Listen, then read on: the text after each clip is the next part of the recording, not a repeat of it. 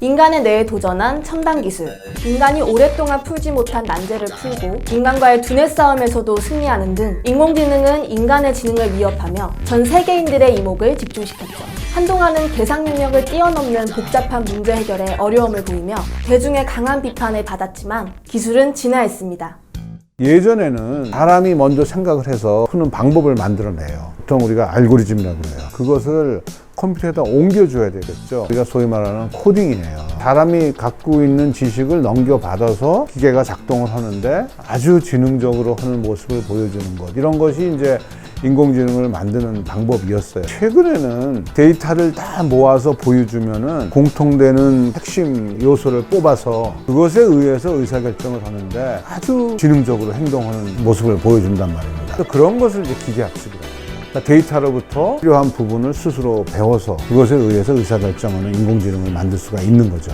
인공지능은 한층 업그레이드 됐습니다. 문제 해결의 속도는 더 빨라졌고 결과물은 더욱 정확해졌죠. 눈부시게 늘어난 생산성과 함께 다시 한번 주목받으면서 인간 고유의 영역으로만 여겨지던 예술에 인공지능을 접목시키는 실험도 시작됐습니다. 유명한 화가의 하풍을 토대로 새로운 그림을 만들어내거나 뮤지션의 목소리와 가사 스타일을 분석해 새로운 음악을 만드는 등 다양한 실험이 이어졌는데요. 실제로 인공지능 작품이 거래가 되기도 하고 인공지능이 쓴 소설이 문학상에서 예선을 통과하는 등 큰 성과를 보이면서 인간 고유의 영역으로 평가받던 예술이 위협받는 것이 아니냐는 우려가 생겼습니다. 그런데 사실 기술 발달이 예술을 위협한 건 처음이 아닙니다.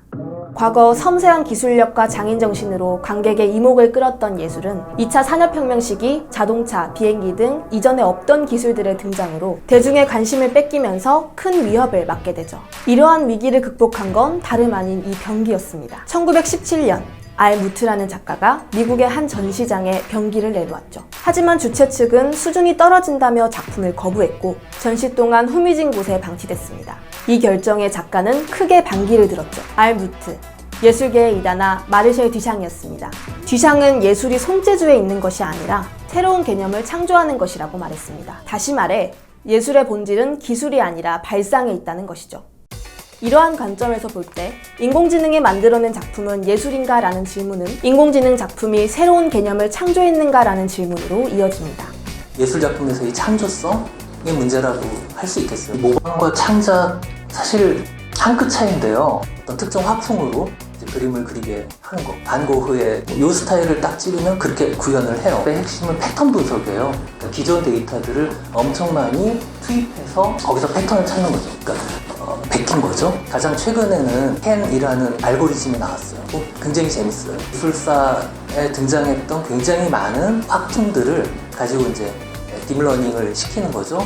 그래서 최대한 그 화풍과 다른 것들을 만들어내는 그런 종류의 기법이에요. 작품을 보시면 이거 굉장히 근사하다 라고 느낄 수 있어요. 자유로운 어떤 그림, 그리기 이게 어느 정도 실현됐다. 새로 개발된 캔은 이전에 없던 새로운 화풍을 만들고 이를 통해 새로운 작품들을 창작하기 시작했죠. 기존 딥러닝 기술은 모방에 그쳤지만 캔의 개발로 창작 영역에서 인간과 인공지능이 같은 위치에 서게 된 셈입니다. 복제하는 게 아니라 이제 오리지널을 여러 개를 만들어내고 다른 사람이 보고 감동을 느끼고 뭐 그러는 거는 이제 인공지능이 충분히 그 흉내내게 할 수 있어요. 새로운 것도 할 수 있어요. 많이 다른 걸 원한다 그러면 그 파라미터를 조정하면은 굉장히 다른 것도 막 만들어낼 수 있고 그거는 딱 그 기계적으로 다 가능한 그런 상황이 됩니다. 결과물이 근사하다. 그래서 사람들에게 팔리기도 하고 전시도 하고 다 가능해요. 근데 문제는 뭐냐면 인공지능 예술가의 경우에는 자기 작품을 평가하지 못해요. 인간 작가 같은 경우에는 가장 마음에 드는 작품을 순서대로 1등부터 10등까지 한번 뽑아봐라 하면 합니다. 그 인공지능 예술가는 그걸 못해요. 왜냐면 자기가 산출한 산물이 랜덤하기 때문에 그래요.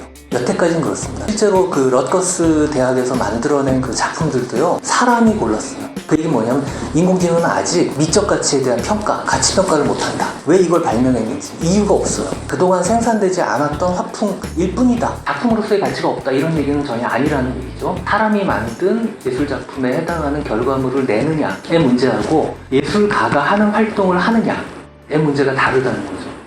많은 사람들은 예술의 본질이 단순히 창작 활동이나 작품이 아니라 작품을 만드는 과정과 보는 과정에서 만들어지는 수많은 생각들에 있다고 말합니다. 인공지능 작품을 통해 사람들이 새로운 가치를 찾아낼 수 있다면 그 과정이 예술이 될 수는 있지만 현재 수준의 인공지능처럼 스스로가 작품의 가치를 매기고 평가할 수 없다면 예술가로 인정받기는 어렵다는 것이죠. 물론 미래에는 모를 일입니다. 많은 두뇌 과학자들은 사람이 하는 걸 좀 더 깊이 있게 연구를 하면은 인공지능 쪽으로 갖고 와서 훌륭한 역할을 하는 그런 기계를 만들 수 있다. 이래가지고 연구들을 많이 하고 있고요. 정해진 그 목표, 그걸 이제 달성하는 것, 이런 것은 인공지능이 굉장히 잘했고, 지금도 잘하고, 앞으로도 계속 잘할 거예요. 근데 예술이란 거는 그렇게 수학적 목표를 정할 수 있는 게 아니지 않는가. 좋은 그림이라는 거, 좋은 음악이라는 거를 수학적으로 뭐 이거다라고 얘기할 수가 없지 않습니까? 인간과 인공지능과의 대립구도는 그건 잘못됐다고 생각합니다. 어디까지나 인공지능은 기계고요. 인공지능은 도구예요. 여러 개를 만들어내고 어떤 상황에 맞는 예술 작품을 누구나 값싸게 사용할 수 있고, 이런 식의 그 효용성은 분명히 있을 것 같아요. 근데 자기가 추구하는 게 있고 노력을 들이고 만들어졌을 때 희열을 느끼고, 이런 거는 뭐 인공지능은 감정이 없으니까 그런 걸 못 느끼겠죠. 기계적으로 만들어내는 거니까. 창작 과정에서의 고통과 희열, 그런 것이 없이 만들어진 작품, 바람직한가? 뭐 이런 차원에서 얘기하면은 그거 아니었으면 좋겠다, 뭐 그런 생각이 좀 드네요.